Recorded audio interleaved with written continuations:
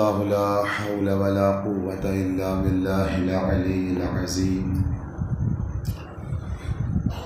حسبنا الله ونعم الوكيل ونعم المولى ونعم النصير. الحمد لله رب العالمين، والصلاة والسلام على سيد الأنبياء والمرسلين وخاتم النبيين سيدنا ومولانا أبي القاسم محمد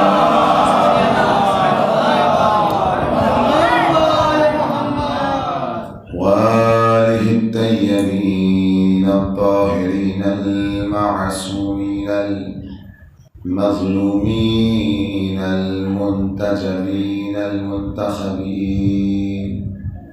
أما بعد، وقال رسول الله صلى الله عليه وآله وسلم: من مات ولم يعرف إمام زمانه مات میتۃ جاہلیہ. صلوات پڑھ محمد.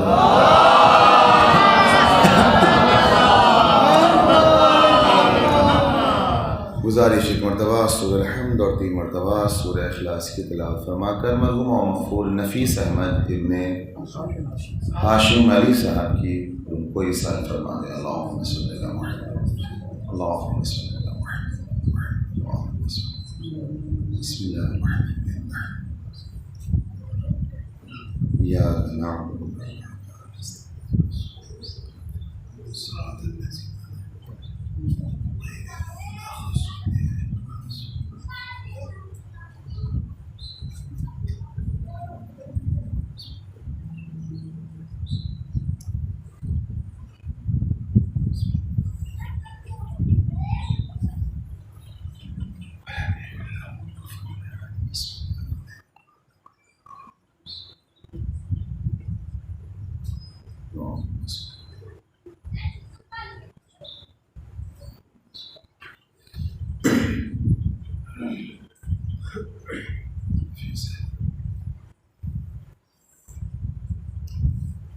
صلوات پڑھ دیں محمد وآل محمد.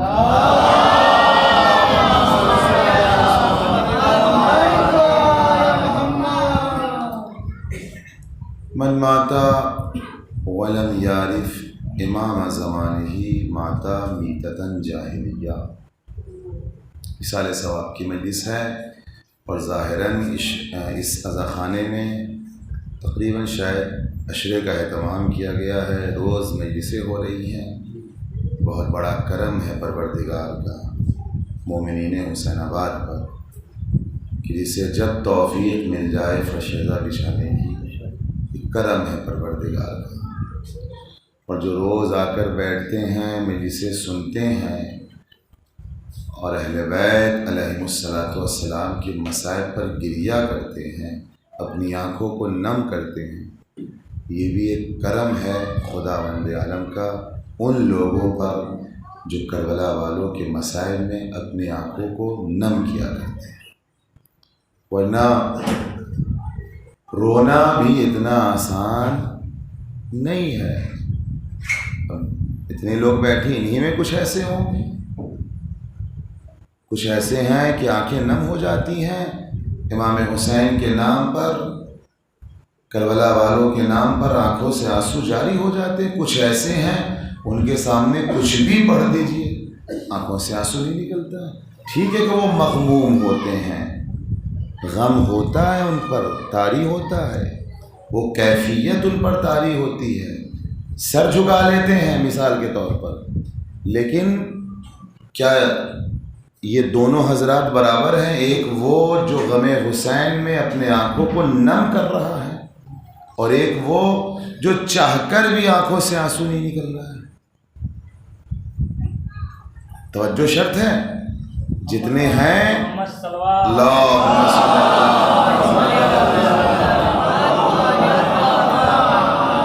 جو اب تک نہیں آئے ہیں، باہر ہیں، ان سے بھی گزارش ہے کہ وہ فرشیزہ پہ آ کے بیٹھنے کی کوشش کیا کریں. یہاں بیٹھنے کا اثر کچھ اور ہوتا ہے. جی میرے عزیزو، ہر چیز اپنے دامن میں ایک اثر رکھتی ہے. فرشیزہ بھی اپنا ایک اثر رکھتی ہے. جو یہاں کے بیٹھتا ہے اس کا اثر کچھ اور ہوتا ہے. تو دو انسان اس فرشیزہ پہ نظر آ رہے ہیں مثال کے طور پر. دو طریقے کے لوگ، ایک وہ جو رو رہے ہیں حسین کا نام سن کر، توجہ شرط ہے، اور دوسرے وہ کہ جو غم تو منا رہے ہیں مگر آنکھیں نم نہیں ہو رہی ہیں. اب یہ اگر اصل تک پہنچا جائے تو اس کا منبع کیا ہے، اس کی اصل کیا ہے، کمی کہاں سے ہو رہی ہے؟ آیا نام حسین میں اگر یہ اثر نہیں ہے کہ بعض کو رلائے اور بعض کو نہ رلائے تو یہ انسان مان نہیں سکتا ہے. جس نام حسین پر ایک کی آنکھیں نم ہو رہی ہیں، سب کی ہونی چاہیے. جب یہ اثر ہے اور یہ اثر اپنا دکھا رہا ہے تو پھر سب کی آنکھیں نم ہونی چاہیے. اس نام کے اندر تو یہ اثر ہے، لیکن ہر آنکھیں نم نہیں ہو سکتی ہیں ظرف جب تک پاک و پاکیزہ نہ ہو. توجہ کیجیے گا، جب تک ظرف پاک و پاکیزہ نہیں ہوگا، حسین کے نام پر کربلا والوں کے مسائل پر انسان اپنی آنکھوں کو نم نہیں کر سکتا ہے. بعض بہت کوشش کرتے ہیں، آنکھیں بند کرتے ہیں، کوشش کرتے ہیں کسی طریقے سے ایک قطرہ آنسو نکل جائے، لیکن کیا نکلتا ہے؟ اور بعض کی کنڈیشن صورتحال ایسی ہوتی، ادھر حسین کا نام آیا آنکھیں خود بخود نم ہو جاتی ہیں. تو یہ کیا ہے؟ یہ مسئلہ اصل یہاں سے ہے. یہ جتنا طاہر رہتا ہے طہارت اپنا اثر دکھاتی ہے. اسی لیے ہمارے علماء حضرات فرماتے ہیں، کہتے ہیں کہ جن آنکھوں سے آنسو نہ نکل پائے ان لوگوں کو دعا کرنی چاہیے، پروردگارا میرے ان گناہوں کو بخش دے، معاف کر دے، تاکہ کربلا والوں نام حسین پر میری آنکھوں سے آنسو بہہ سکے. یہ دعا کرنی چاہیے. اور روایت کے جملے بھی ہیں، ظاہراً امام ہشتم امام علی رضا علیہ السلام کی حدیث ہے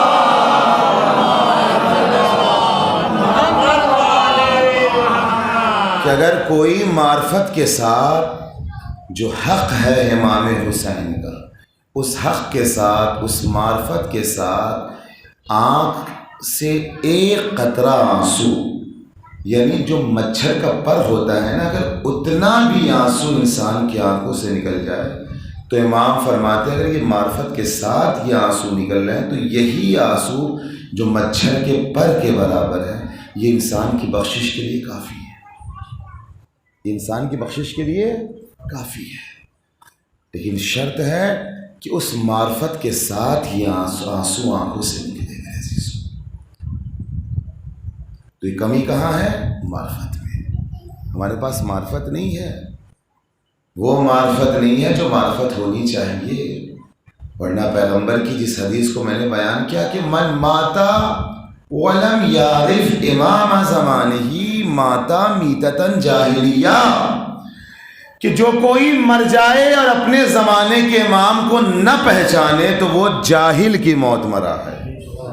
توجہ کیجیے گا، ڈاکٹر ہوگا اپنی جگہ پر ہوگا، انجینئر ہوگا اپنی جگہ پر ہوگا، عالم دین ہوگا وہ اپنی جگہ پر ہوگا، سر پر امامہ ہوگا اپنی جگہ پر ہوگا، مگر زمانے کے امام کو نہیں پہچانتا ہے تو وہ جاہل دنیا سے گیا.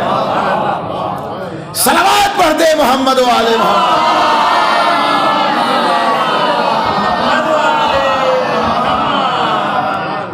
سارے علوم ایک طرف، مگر یہ والا علم جو ہے یہ معرفت ایک طرف ہے. من ماتا ولم یعرف امام زمانہ، جو مر جائے اور اپنے زمانے کے امام کو نہ پہچانے. ساری چیز پہچانتا ہے، ساری چیزوں کا علم رکھتا ہے، مگر زمانے کے امام کو نہیں پہچان رہا، تو اس کی موت کیا ہے؟ جاہلیت کی موت ہے. جب وہ دنیا سے جائے گا تو پیغمبر کے حدیث کے مطابق وہ دنیا سے جاہل گیا ہے، جو اپنے زمانے کے امام کو نہ پہچانے. جاننا اور ہے پہچاننا اور ہے. جی ممکن ہو بہت سے ایسے لوگ بیٹھے میں جانتا ہوں کہ فلاں صاحب کا نام یہ ہے، فلاں صاحب کا نام یہ، اچھا کہیں بھی دیکھیں گے ہاں سمجھ جائیں گے کہ ہاں یہ حسین آباد کے ہیں، لیکن یہ جاننا ہے، یہ انہیں پہچاننا نہیں ہے. پہچانا کب جاتا ہے؟ جب انسان اس کی سیرت اور کردار سے واقف ہوتا ہے، تب جا کے انسان اسے پہچانتا ہے.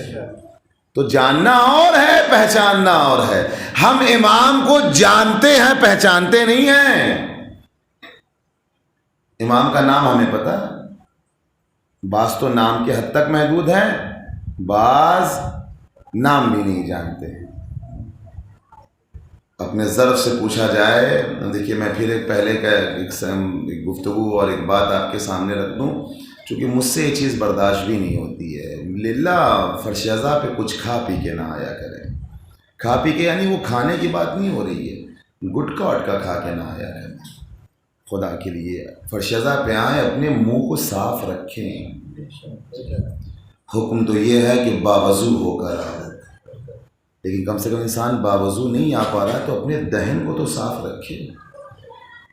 اگر یہ کہا گیا ہے تلاوت قرآن کے لیے کہ اپنے دہن کو انسان صاف رکھے، تو جس قرآن صامت کے لیے کہا گیا ہے تو کیا اس قرآن ناطق کے لیے نہیں کہا جائے گا کہ فرشیزہ پہ جب انسان آئے تو یہ بھی ذکر ائمہ معصومین ہے، لہٰذا اس کا خاص خیال رکھا کریں کہ اپنے دہن کو صاف رکھیں، پاک رکھیں. اس لیے کہ ذکر ائمہ معصومین سننے آ رہے ہیں اور سنانے آ رہے ہیں. کوئی کہے مولانا سناتے تو آپ ہیں، ہم تو صرف سنتے، ہم کہاں سے سناتے ہیں؟ جب آپ صلوات پڑھتے ہیں ذکر آل محمد کرتے ہیں. ایک صلوات پڑھتے محمد و آل محمد.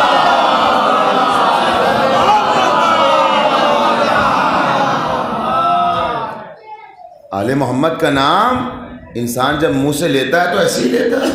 یہ راستہ، یہ دہن پاک ہونا چاہیے، صاف ہونا چاہیے. علیہ السلام.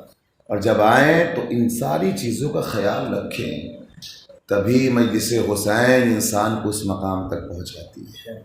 ورنہ در حقیقت چونکہ بات آ گئی تو کچھ باتیں سن ہی لیجیے. صلوات پڑھ دے محمد و آل.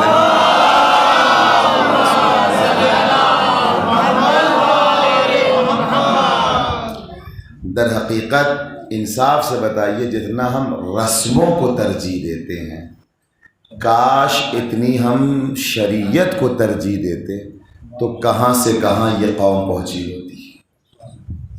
توجہ کیجیے، رسم و رواج کو اتنا زیادہ ترجیح. اچھی بات ہے ترجیح دینا، رسومات کا تعلق انسان کی عقیدت سے ہے، شریعت سے نہیں ہے. لیکن رسموں کو ہم اتنا زیادہ ترجیح دے رہے ہیں کہ شریعت ہم بالکل کھو بیٹھے ہیں. ہمیں پتہ ہی نہیں کہ شریعت ہم سے کیا چاہتی ہے. جی ایام ازاں اچھی بات ہے سیاہ لباس پہننا. مثال دے رہا ہوں، کوئی یہ نہ سوچے کہ مولانا اس کے منکر ہیں. بالکل 2.25 مہینہ کنٹینیو کالا لباس پہنیے حسین کے غم میں. لیکن اگر کوئی لال لباس پہن لے تو کیا اس نے گناہ کیا ہے؟ مجھے بتائیں آپ. اگر کوئی رنگ والا لباس پہن لے، لال پیلا لباس پہن لے اور عمدن پہن لے، تو کیا امام حسین اس پر عذاب نازل کریں گے؟ کیا خدا اس پر عذاب نازل کرے گا؟ انصاف سے بتائیے. کوئی گناہ ہے؟ بولے بھائی کوئی گناہ نہیں ہے.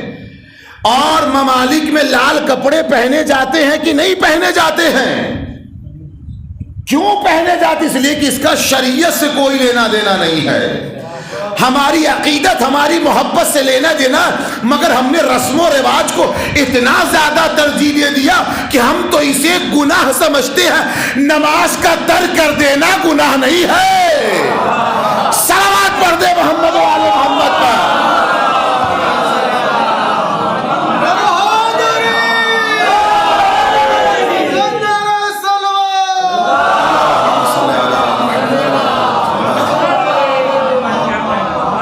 ارے پہن لے بھائی لال کپڑا، اگر غلطی سے نہیں جان بوجھ کر بھی پہن رہا ہے کوئی انسان، امام حسین اس پر ظلم نہیں کرے گا، نعوذ باللہ، اس سے ناراض نہیں ہوں گے، خدا کوئی عذاب نازل نہیں کرے گا، اس لیے کہ شریعت میں کہیں نہیں کہا گیا ہے۔ یہ ہماری عقیدت اور محبت کا تقاضا ہے کہ ہم 2.25 مہینہ ایسے رنگ کا انتخاب نہیں کرتے جو ہم خوشی میں انتخاب کرتے ہیں، لیکن یہ چیزیں ہمارے اندر اتنی رسوخ کر گئی ہے، اگر لال کپڑا پہن لیا تو گناہ کر دیا۔ کاش اتنی معرفت ہو جاتی، اگر ہم صبح کی نماز چھوڑ رہے ہیں تو گناہ کر رہے ہیں۔ اتنا شعور وہاں بیدار نہیں ہو رہا جتنا رسم و رواج میں بیدار ہو رہا ہے۔ مچھلی کھا لیں گے ایام اعظم میں تو گناہ کر دیں گے۔ واہ رے مسلمان، اللہ نے جسے حلال کیا، ہم اور آپ اسے حرام کرنے والے کون ہیں؟ عقیدت سے تعلق ہے اس کا کہ چونکہ خوشی کی چیز ہم لے جاتے ہیں لہذا ہم نہیں کھاتے ہیں۔ کھا لینے کا مطلب گناہ نہیں کرنا ہے، لیکن یہاں اتنا خوف ہے، کاش یہ خوف شریعت میں پیدا ہو جاتا ہے کہ ماہ مبارک رمضان کا روزہ کیسے چھوڑتے ہیں، اس میں خوف نہیں آتا ہے، نماز ترک کرنے میں خوف نہیں آتا ہے، حسد رکھنے میں خوف نہیں آ رہا ہے، روز صبح و شام بیٹھ کے غیبت کرنے میں خوف نہیں آ رہا ہے، لیکن رسم و رواج کو ہم نے اتنا زیادہ ترجیح دے رکھا ہے کہ اسے ہم شریعت سے بھی آگے بڑھا چکے ہیں اور شریعت کو پیچھے چھوڑ چکے ہیں۔ میرے عزیزو، 10 مجلسیں ہو رہی ہیں، نہیں کیا 2 مجلس؟ کوئی گناہ کیا ہم نے؟ انصاف سے بتائیں۔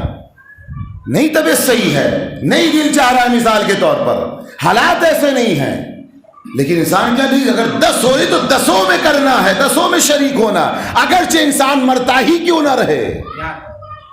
کاش یہی تصور آ جائے کہ نہیں، نماز نہیں چھوڑنا اگرچہ انسان مرتا ہی کیوں نہ رہے، لیکن یہ انسان کے اندر کانسیپٹ ہے، تصور ہے نہیں ہے۔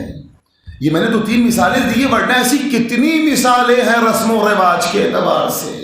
وہاں کوئی گناہ نہیں، اللہ کی کوئی سزا ہم پر نافذ نہیں ہوگی، لیکن ہم رسم و رواج میں اتنا آگے بڑھ گئے ہیں کہ ہم نے شریعت کو چھوڑ دیا ہے پیچھے۔ جی صلوات پڑھ دیں محمد والے محمد۔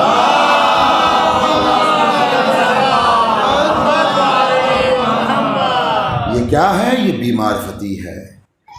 میں پھر کہوں گا، دہراؤں گا، بالکل 2.25 مہینے روز سے سیاہ لباس پہنے، اس لیے کہ ظاہر بھی دکھانا ضروری ہے دوسروں کو، لیکن ان رسم و رواج کے ساتھ، ان عقیدت اور محبت کے ساتھ شریعت کا دامن بھی ہم سے چھوٹنے نہ پائے۔ جس چیزوں کو خدا نے طلب کیا ہے، ہم سے چاہا ہے، ان کا ہم پورا خیال رکھیں۔ ورنہ آج اگر دیکھیے، انسان اگر جائزہ لے تو ایک جملہ کہہ رہا ہوں کہ انسان جتنا آن لائن ہوتا جا رہا ہے، انسانیت اتنی آف لائن ہوتی جا رہی ہے۔ حقیقت ہے، ہر چیز آن لائن، ہر چیز آن لائن۔ انسان جتنا آن لائن ہو رہا ہے، انسانیت اتنی آف لائن ہو رہی ہے۔ انسان کے اندر انسانیت باقی ہے؟ نام حسین پر بھی کسی کو پانی پلایا جا رہا ہے تو کتنے ایسے ہیں کہ اس میں بھی اپنا مفاد دیکھنا چاہتے ہیں۔ جی فرشتہ بچھائی جا رہی تو اس میں بھی اپنا مفاد، اپنا فائدہ نظر آ جائے۔ تبرک بانٹا جا رہا تو اس میں بھی اپنا فائدہ نظر آتا ہے کہ ہمارا اسٹیٹس اس سے بلند ہو جائے۔ تبرک چھوٹا اور بڑا معیار نہیں ہے، اصل چیز جو معیار ہے وہ تمہارے اس تبرک میں خلوص کتنا ہے، وہ معیار ہے۔ امام حسین یہی خلوص دیکھنا چاہتے ہیں۔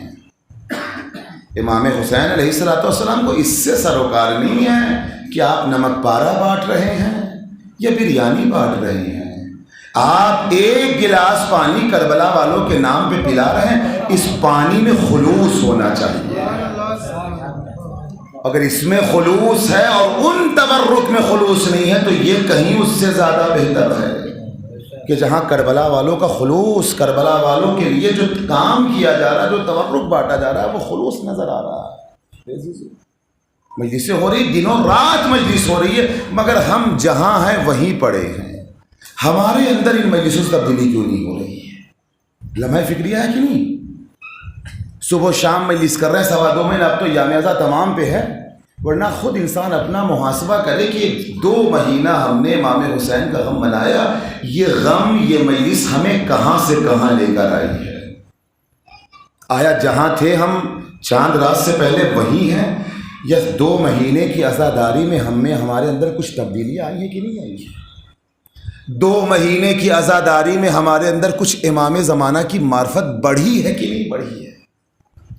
یا جیسے ہم پہلے تھے امام زمانہ کے حوالے سے آج بھی ویسی ہی ہیں؟ میرے عزیزو، میں نے حدیث جو پیش کی ہے، سب کچھ ہو مگر زمانے کے امام کی معرفت نہ ہو تو جاہل ہے، وہ دنیا سے گیا ہے، اور کچھ نہ ہو مگر اپنے زمانے کے امام کی معرفت ہو تو انسان پیغمبر کی نگاہ میں بہت بلند ہے۔ ممکن نہیں ہے کہ کوئی اپنے زمانے کے امام کی معرفت رکھے اور وہ واجبات سے دور رہے، وہ گناہ سے قریب ہو جائے، چاہے آپ ہو یا میں ہوں، میں اپنی بات کر رہا ہوں۔ ہمارے پاس معرفت صحیح نہیں ہے امام کی، جو معرفت کا حق ہے۔ جس دن صحیح معرفت آ گئی، خدا کی قسم گناہ سے کوسوں دور نظر آئیں گے ہم۔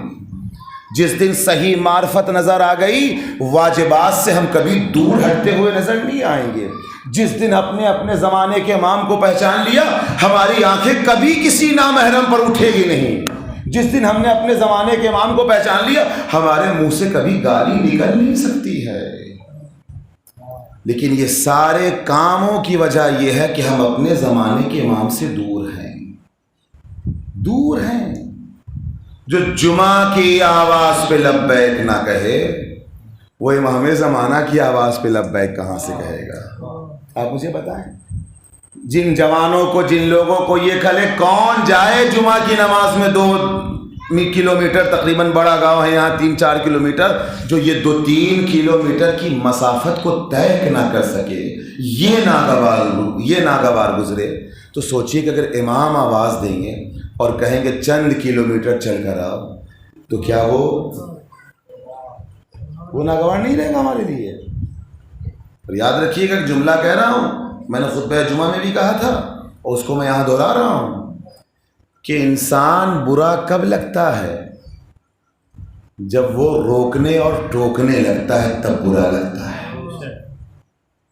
جس دن یہ کام بند کر دے انسان، سب مثال کے طور پر، اگر میں اپنی مثال دوں، اگر میں بڑے گاؤں میں رہ کر کسی کو روک رہا ہوں، ٹوک رہا ہوں، تو اس کی نگاہ میں برا ہوں۔ کیوں؟ چونکہ میں اس سے ٹوک رہا ہوں کہ دیکھو یہ کام غلط کر رہے ہو۔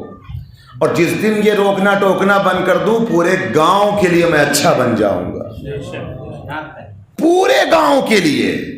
اور آج اگر کوئی خطیب آتا ہے کسی گاؤں میں، کسی شہر میں 1-2 مجلس پڑھنے کے لیے، وہ سب کے نگاہوں میں کیوں اچھا رہتا ہے؟ چونکہ آیا، پڑھ کے چلا گیا، نہ کسی کو روکا نہ کسی کو ٹوکا۔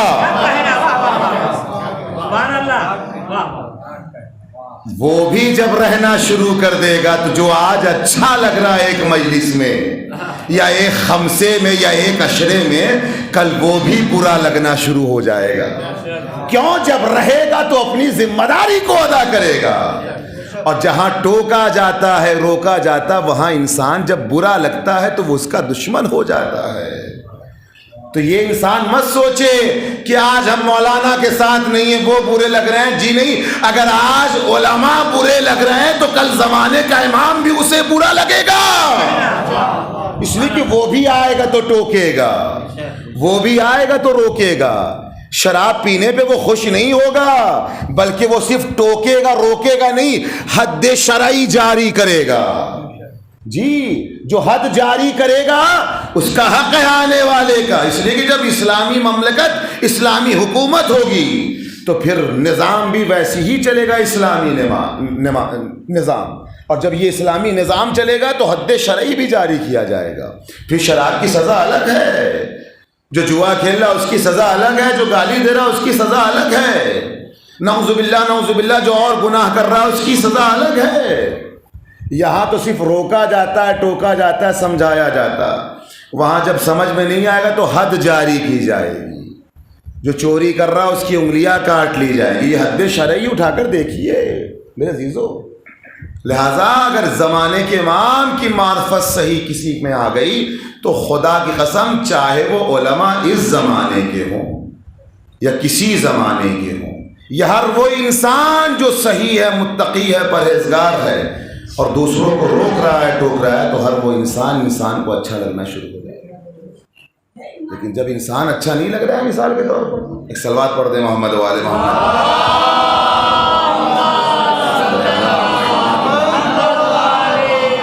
سب مل کے صلوات پڑھ دیں محمد و آل محمد۔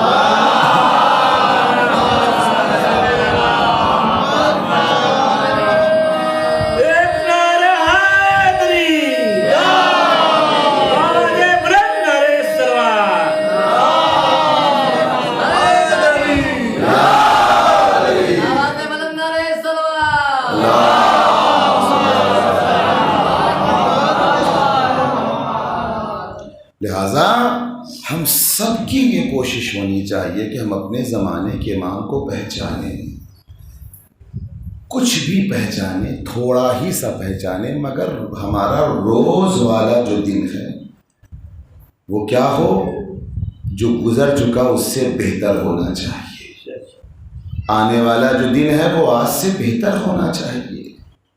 آج مثال کے طور پر اگر ہم نے اپنے زمانے کے امام کو صبح اٹھ کر سلام نہیں کیا تو کل کا جو دن آئے اس میں سلام کریں۔ ہم صبح اٹھے تو پہلا سلام اپنے زمانے کے امام کو کریں، بستر پر جائیں تو آخری سلام زمانے کے امام کو کریں، اور صبح سے شام تک ہماری زندگی اسی دو سلام کے درمیان رہے کہ صبح اٹھتے ہی امام سے دعا لیں اور جب بستر پر جائیں تو امام سے دعا لیں۔ صبح کی دعا اس لیے ضروری ہے کہ پورا دن امام کی دعا کے سائے میں اچھا گزرے۔ رات کی دعا اس لیے ضروری ہے کہ اگر موت بھی آ جائے تو خیر پر موت آئے۔ ایک صلوات پڑھ دے محمد و آل محمد۔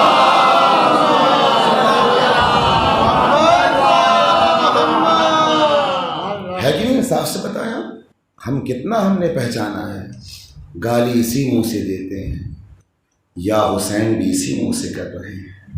اس کا مطلب ہے کہ ذرہ برابر ہمارے اس دل و دماغ میں امام کی معرفت نہیں اتر رہی ہے، ہم امام کو نہیں پہچان رہے ہیں۔ فحش، جھوٹ، غیبت، چغل خوری، جو بھی کہہ لیجئے، سارا گناہ اسی زبان سے ہے۔ ابھی ایک لمحے پہلے گالی اور پھر ایک لمحے کے بعد یا حسین یا قرآن کی تلاوت یا نماز پڑھنا شروع کیا یا دعائیں پڑھنا شروع کیا۔ آپ مجھے انصاف سے بتائیں، ایک سامنے کی ایک مثال دوں، اپنے یوتھ جوانوں کے لیے خاص کر کے غور سے سنیں، جو بچے ہیں وہ بھی سنیں میرے عزیزو۔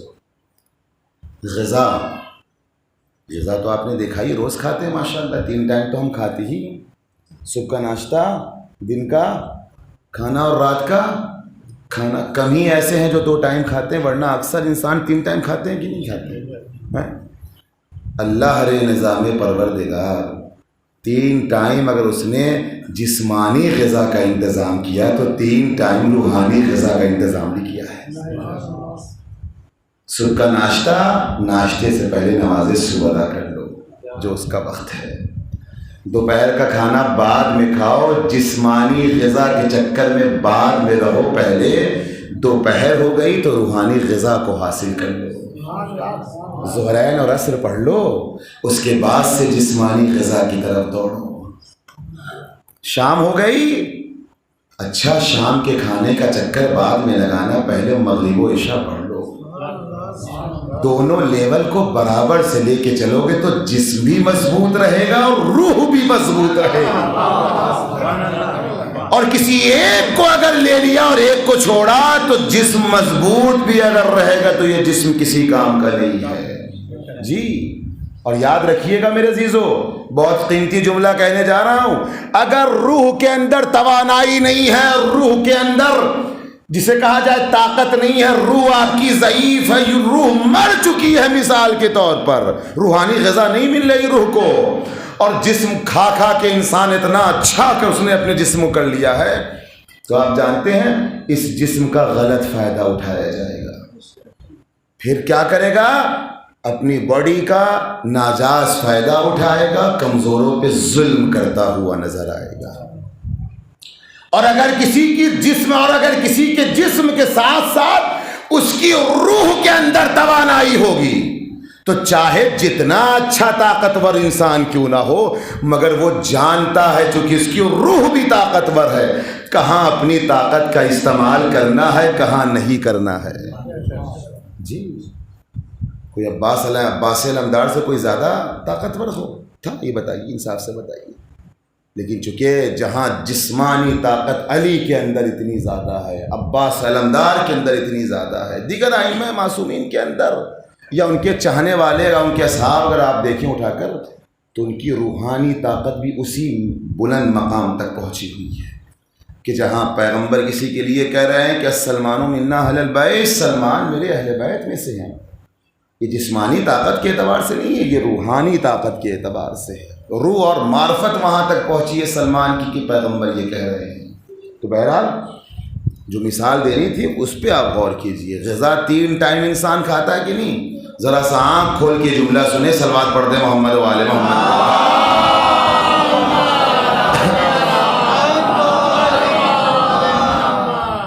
کس ہاتھ سے کھانا کھاتے ہیں ہم؟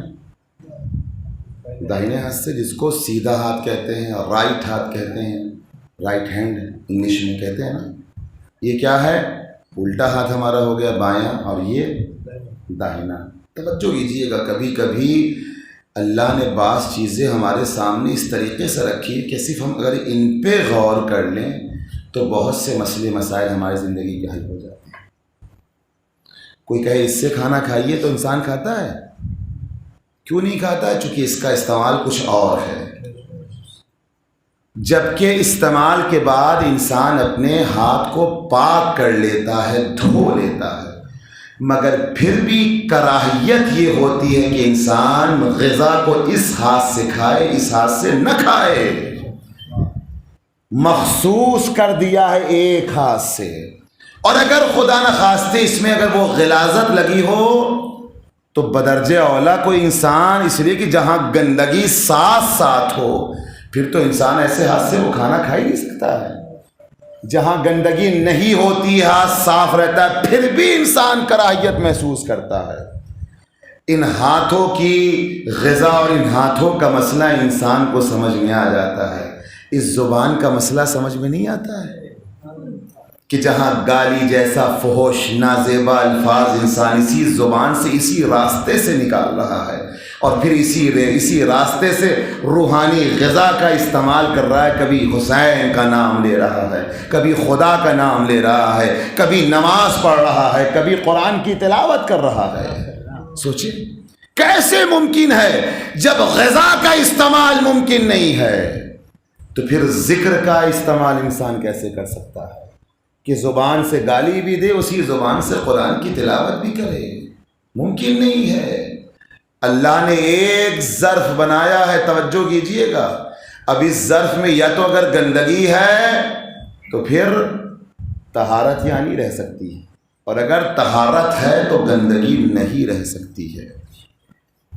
ممکن نہیں ہے کہ ایک ظرف کے اندر، ایک برتن کے اندر گندگی بھی ہو اور صفائی بھی ہو، ممکن نہیں ہے۔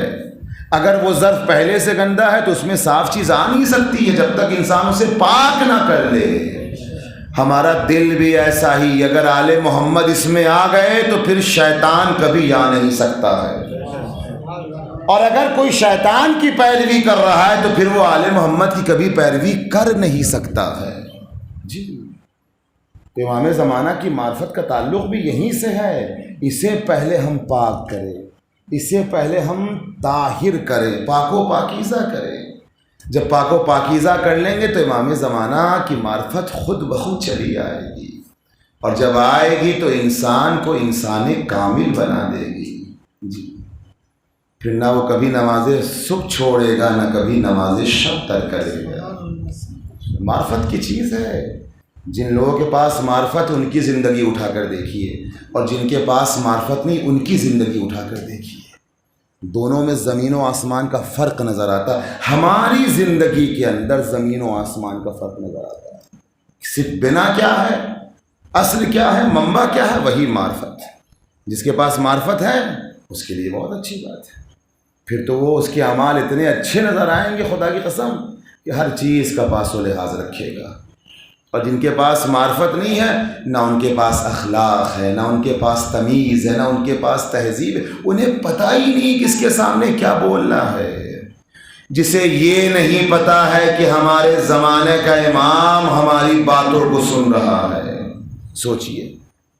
جبکہ علامہ محمد تقی بہجت صاحب فرماتے ہیں کہ یہ جو 4 انگل کا جو فاصلہ ہے، کہ جب انسان یہاں سے اپنی آواز نکالتا ہے اور یہاں تک پہنچنے میں کتنا وقت لگتا ہے، انصاف سے بتائیں. منہ سے آواز نکلی، کان تک پہنچ گئی.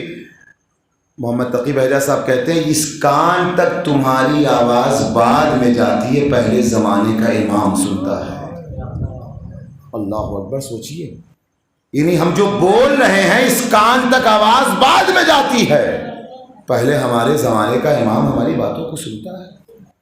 تو پھر ہمیں چاہیے کہ ہم جب بھی گفتگو کریں اچھی کریں، نازیبا گفتگو نہ کریں کہ امام ہماری گفتگو کو سن کے افسوس کریں.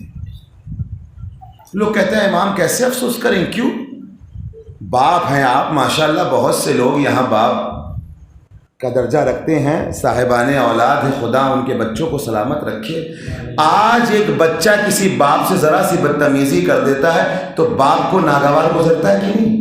میرا بچہ اس نے یہ کیسے کہہ دیا؟ ایک صدمہ لگتا ہے کہ نہیں؟ اس کی غلط باتوں کا صدمہ آپ کے دل پہ لگتا ہے.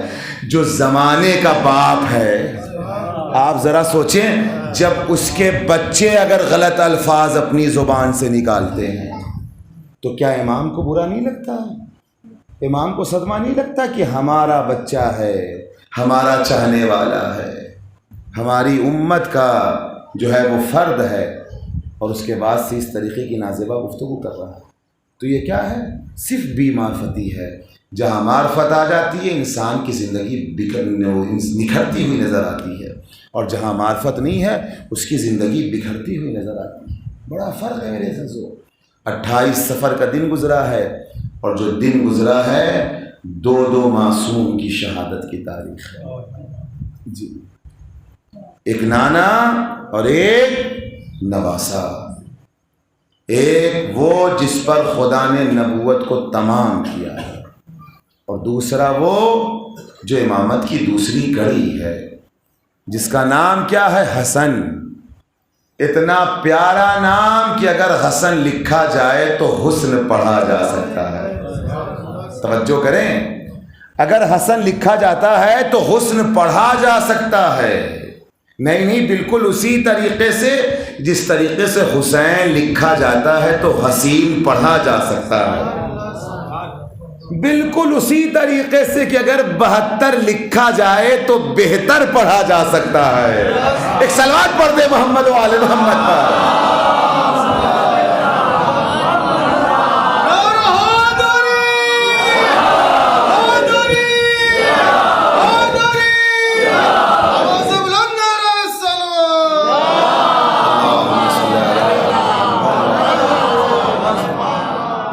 اور یہی 72 ہی تو بہتر ہیں، ان سے بہتر کون نظر آئے؟ کربلا میں جو تھے سارے 72 کے 72 سب بہتر تھے، اور ایسے بہتر کی پوچھئے نہیں. تو نام کیا ہے؟ حسن.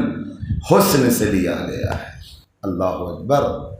اور ایک لمحے کے لیے حسن کا معنی ہی یہ ہے جو یہاں بھی خوبصورت ہو وہاں بھی خوبصورت ہو. جی میرے عزیزو، صلح حسن بہت مشہور ہے، جانتے ہیں کہ نہیں؟ سب نے سنا ہے صلح امام حسن. اس صلح کو منسوب کس سے کیا گیا؟ امام حسن سے. جبکہ انصاف سے بتائیے، تاریخ کا جائزہ لے تو معلوم ہوگا، چونکہ تاریخ تو بنی امیہ ہی نے لکھی ہے اس زمانے میں. کس سے منسوب کیا گیا؟ صلح کو منسوب کیا گیا امام حسن سے. جبکہ انصاف سے بتائیے جو آفر دیتا ہے اس سے منسوب ہوتا ہے یا جو صلح کو ایکسیپٹ کرے اس سے منسوب ہوتا ہے؟ بھائی ہم نے اگر آپ کو آفر دیا ایک چیز کا تو یہ چیز کس سے منسوب ہوگی؟ مجھ سے منسوب ہوگی کہ ہم نے آفر دیا لہذا ہم نے چاہا، لہذا یہ صلح ہم سے منسوب ہوگی. مگر کسی زمانے میں کسی تاریخ نے، یہاں تک کہ بنی امیہ نے بھی اس صلح کو کس سے؟ امام حسن سے منسوب کیا، غریب شام، فقیر شام، ذلیل شام سے منسوب نہیں کیا ہے۔ توجہ کیجیے گا، امیر شام تو ہم اسے کہتے ہی نہیں، اس لیے کہ امیر تو بس مولا کائنات ہے، اس کے علاوہ تو کوئی امیر ہی نہیں ہے، امیر تو بس وہ ہے۔ ہاں جو شام میں بیٹھا تھا، جو اپنے آپ کو امیر کہہ رہا تھا، در حقیقت وہ غریب تھا، وہ غریب شام تھا، وہ ذلیل شام تھا، وہ فقیر شام تھا۔ توجہ کیجیے گا، لیکن چونکہ ہم نے مانا کہ آفر دیا گیا تھا ادھر سے، کس کی طرف سے؟ معاویہ کی طرف سے، لیکن صلح منسوب ہوئی، نئی بات اگر ہو تو دعاؤں سے نوازیے گا، صلح منسوب ہوئی امام حسن سے۔ کیوں؟ اس لیے کہ امام حسن نے کچھ شرطیں رکھی تھی کہ اگر تو یہ شرط قبول کر لے گا تو میں تیری صلح کو قبول کر لوں گا۔ تو مجھے انصاف سے بتائیے، شرطیں تو وہیں رکھی جاتی ہے، اور شرط اس بات کا اعلان ہے کہ انسان کو فتح حاصل ہوئی ہے۔ توجہ کیجیے گا، ایک صلوات پڑھتے محمد و آل محمد پر۔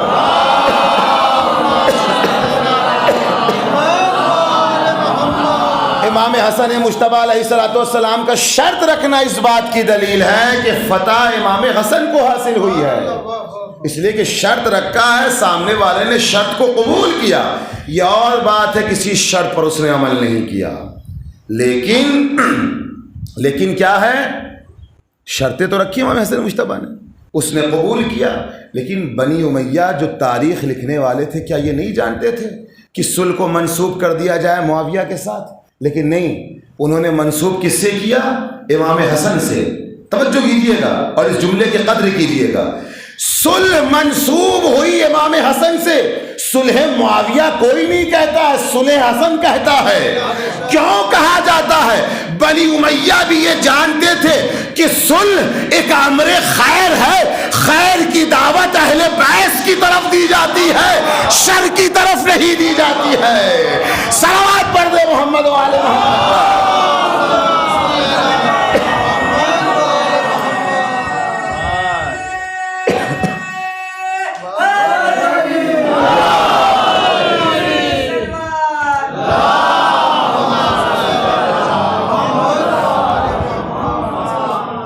صلح ایک امر خیر ہے، خیر چیز ہے، صلح کرانے کا یا صلح کرنے کا بہت ثواب ہے، لہذا چونکہ خیر کام ہے، اچھا کام ہے، اچھے کام کی نسبت اچھے لوگوں کی طرف دی جاتی ہے، برے لوگوں کی طرف نہیں دی جاتی ہے۔ بہرحال بس تقریباً پون گھنٹہ ہو گیا، اور اب یہیں سے ربط مسائل معذرت کے ساتھ، چونکہ کچھ طبیعت بھی ناساز ہے، لیکن میرے عزیزوں چونکہ 2 معصوم کی شہادت کی تاریخ جو آج کا دن گزرا ہے، بہت سی جگہ جلوس نکلا ہے، لوگوں نے غم منائے ہیں، اور غم منانے کا حق ہے کہ ہم غم منائیں، اس لیے کہ اب تک جناب فاطمہ زہرا کو امام حسین کا پرسہ دے رہے تھے، لیکن آج وہ دن تھا، آج کی وہ تاریخ تھی کہ آج جناب زہرا کو ان کے بابا کا پرسہ دینا ہے، اور بڑے بیٹے امام حسن مجتبیٰ کا پرسہ دینا ہے۔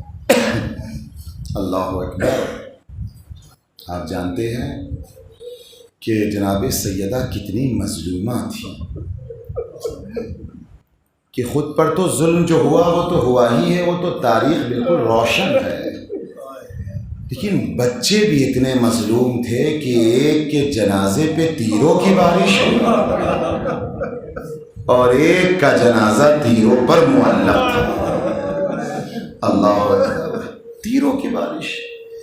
امام حسن مجتبیٰ کتنے مظلوم ہیں، پیغمبر اکرم بھی مظلوم تھے، کہ جہاں زندگی میں کوڑے پھینکے جا رہے ہیں، سوچئے کانٹے بچھائے جا رہے ہیں، جو اللہ کی دین کی تبلیغ کر رہا ہے وہ حبیب، وہ پیغمبر، اس پر ظلم کیا، امت اس کی قدر نہیں کر رہی ہے۔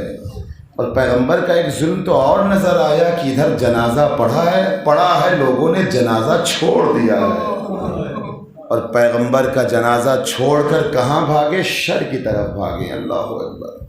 چند لوگ تھے جنہوں نے شرکت کی ہے پیغمبر کے جنازے۔ اس گھرانے کی ہر فرد مظلوم ہے، حسن مشتبہ تو ایسے مظلوم ہے، سوچئے کیا کسی کی بیوی بھی زہر دیتی ہے؟ اللہ اکبر۔ میاں بیوی کا رشتہ، زوجہ اور شوہر کا رشتہ تو ایسا ہوتا ہے، لیکن کسی کی زوجہ زہر دے دے کسی شوہر کو تو اب کس سے وفا کی امید رکھی جائے؟ اللہ اکبر۔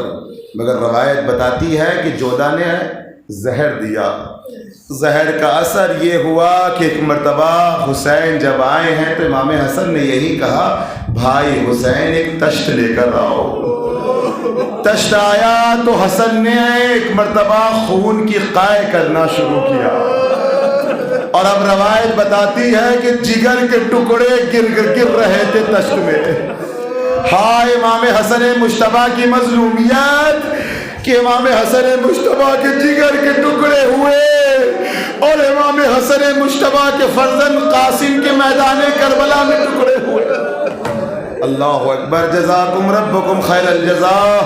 خدا آپ کو کسی غم میں نہ رلائے سوائے غم حسین کے۔ میرے عزیزو، ایسی مظلومیت، اور روایت بتاتی ہے کہ ایک مرتبہ جب امام حسین نے اس منظر کو دیکھا تو دہاڑے مار مار کر رو رہے تھے، تڑپ تڑپ کر رو رہے تھے کہ امام حسن نے ایک جملہ کہا، اے میرے بھائی حسین، میری مظلومیت تمہاری مظلومیت کے سامنے کچھ بھی نہیں ہے۔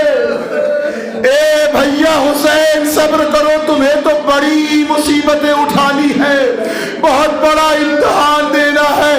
میں کہوں گا یقیناً اے میرے مولا، یقیناً آپ کو زہر دیا گیا، مگر 2 سال کی عمر ہے جناب قاسم کی۔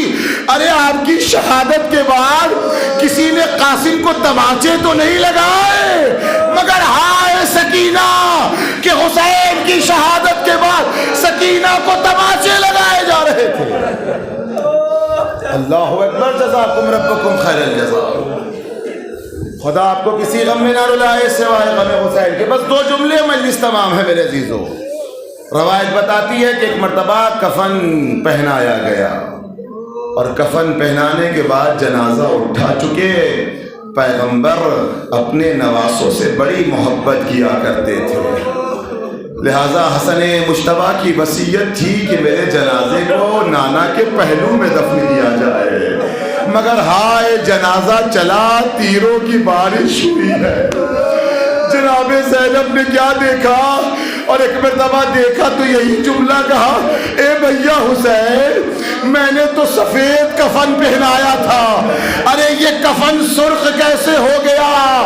حسین اور جناب زینب نے اپنے ہاتھوں سے حسن مجتبیٰ کے جسم سے تیر کو نکالا۔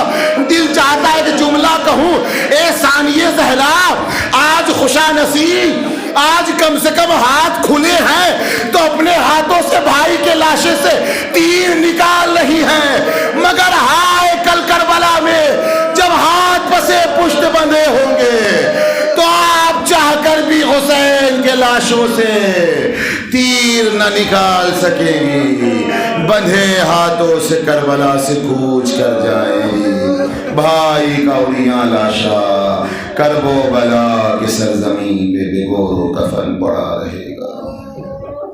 وَسَيَعْلَمُ الَّذِينَ ظَلَمُوا أَيَّ مُنقَلِبٍ يَنقَلِبُونَ۔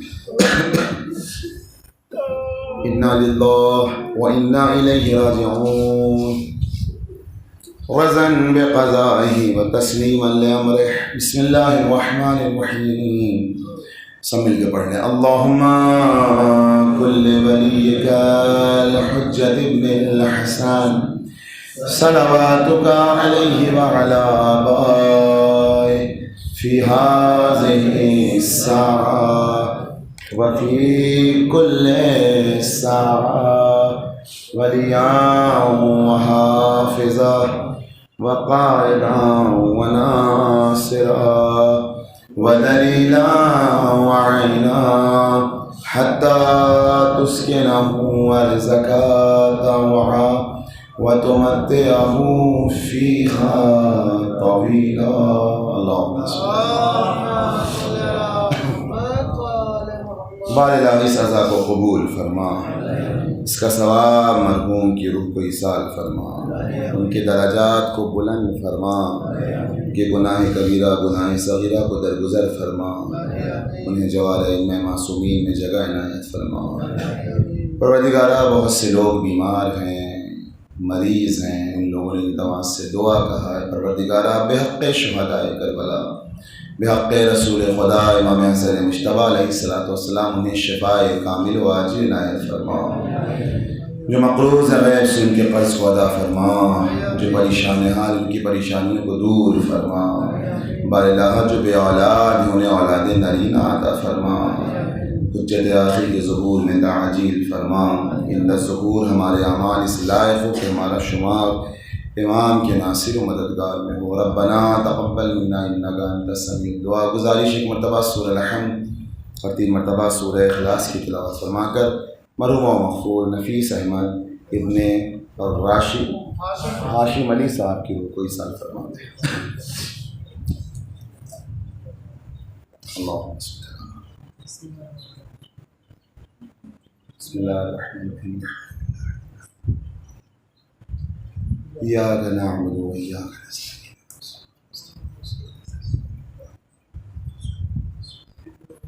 بسم اللہ الرحمن الرحیم،